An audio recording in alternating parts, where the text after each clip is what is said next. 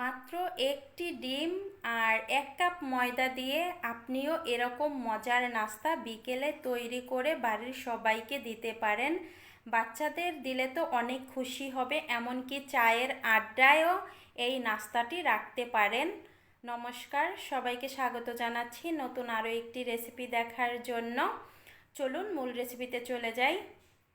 প্রথমে একটা বোলের মধ্যে আমি অল্প পরিমাণে একটু গরম জল নিয়েছি।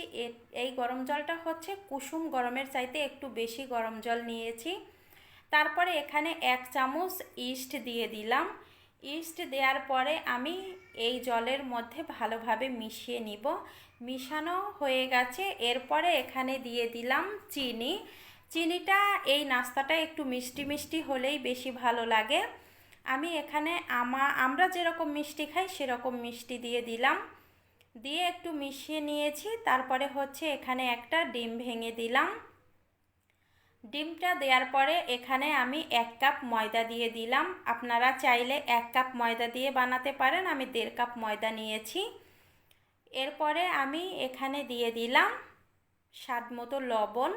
লবণটা দেওয়ার পরে আমি সবগুলো উপকরণ এবার ভালোভাবে হাত দিয়ে মেখে নিব। আর এখানে কিন্তু 2 কাপ 3 কাপ ময়দা দিয়েও তৈরি করা যাবে। এখানে আমি 2 চামচের মতো তেল দিয়ে দিলাম, সাদা তেলটা দিবেন। তেলটা দেওয়ার পরে আমি আবারও সবগুলো উপকরণ ভালোভাবে মাখিয়ে নিব। তেলটা দেওয়ার কারণে এই ডোটা কিন্তু সফট হয়ে যাবে।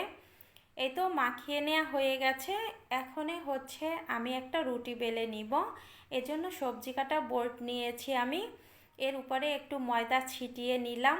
ময়দা ছিটিয়ে এখনে আমি একটা রুটি তৈরি করে নিব। আর রুটিটা একটু মোটা করে বেলে নিতে হবে। আমি দেখিয়েই দিব কীরকম মোটা করে নেবেন। এই তো এরকম মোটা করে নেবেন। দেখেন, একটু মোটা করে নিলে এই নাস্তাটা বেশি ভালো হয়। এখন একটা স্টিলের গ্লাস নিয়েছি, এটা দিয়ে এভাবে আমি একটু কেটে নিচ্ছি। এই দেখেন, অল্প পরিমাণে একটু কেটে নিয়েছি। এখন এই কাটা জায়গার সামনে আবারও আমি কেটে নিচ্ছি। এই যেভাবে কেটে নিচ্ছি এভাবেই কেটে নেবেন। এটা কিন্তু বোঝানোর কিছুই নেই, দেখেই কিন্তু আপনারা বুঝতে পারছেন যে আমি কিভাবে কেটে নিচ্ছি। এই দেখেন, এভাবে সবগুলো নাস্তায় কিন্তু আমি কেটে নিব। আপনারা চাইলে এটা আরও চিকনও করতে পারেন, চাইলে একটু বাড়িয়েও কেটে নিতে পারেন। আমি একটু মোটা আর একটু চিকন 2 প্রকারের শেপই দিয়ে নিয়েছি। এই তো কাটা হয়ে গেছে সবগুলো। এখনে হচ্ছে একটা ঢাকনা দিয়ে ঢেকে রেস্টে রেখে দিব আমি 15 থেকে 20 মিনিট। আমি 20 মিনিট রেস্টে রেখে দিয়েছিলাম। দেখেন, ফুলে ডাবল হয়ে গেছে। এখন চুলায় চলে আসলাম। তেলটা আমি আগে থেকেই গরম করে নিয়েছি। হালকা হালকা আছে গরম করে এক এক করে এই নাস্তাগুলো তেলের মধ্যে দিয়ে দিবেন। সবগুলো নাস্তা দিয়ে মিডিয়াম হিটে আমি জাল করে নিয়েছি 3 থেকে 4 মিনিট।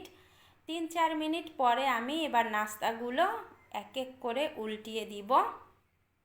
সবগুলো নাস্তা উল্টিয়ে দেওয়া হয়ে গেছে। তারপরে হচ্ছে এপাশ ওপাশ করে আমি ভাজি করে নিয়েছি 5 থেকে 6 মিনিটের মতো।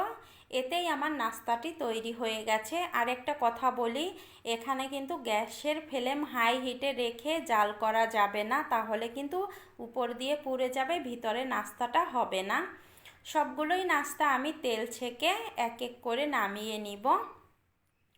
সবগুলো নাস্তা আমার নামানো হয়ে গেছে। এখন একটু ভেঙে আপনাদের সাথে শেয়ার করছি। আর এই নাস্তাটা কিন্তু খেতে একেবারে পাউরুটির মতোই, দেখতে যেমন লোভনীয়, খেতেও কিন্তু অনেক মজাদার। আপনারা বাসায় একবার হলেও ট্রাই করে দেখবেন। আজকের ভিডিওটা আমি এখানে এন্ড করলাম।